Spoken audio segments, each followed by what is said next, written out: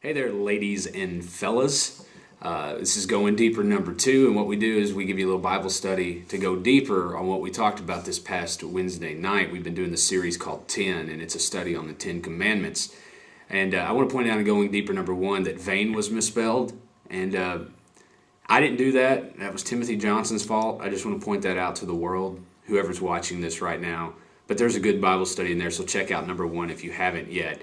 And maybe it could be a good lesson for us about taking God's name and I'm not going to try to give an illustration right there. Anyway, we talked about remembering the Sabbath and keeping it holy this past Wednesday night. And we really talked about re-energizing yourself and about how Jesus is the one that will provide rest for us and how important it is to take some time each week to have a day of rest and worship, the day where you're absent from your normal day, a day that's set apart. Well, really, it's a picture and it's a copy of things to do with salvation. It's a picture and a copy of things to come.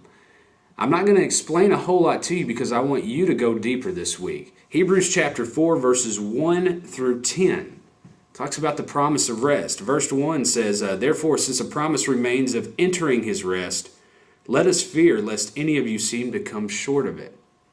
What does that mean? Entering into his rest.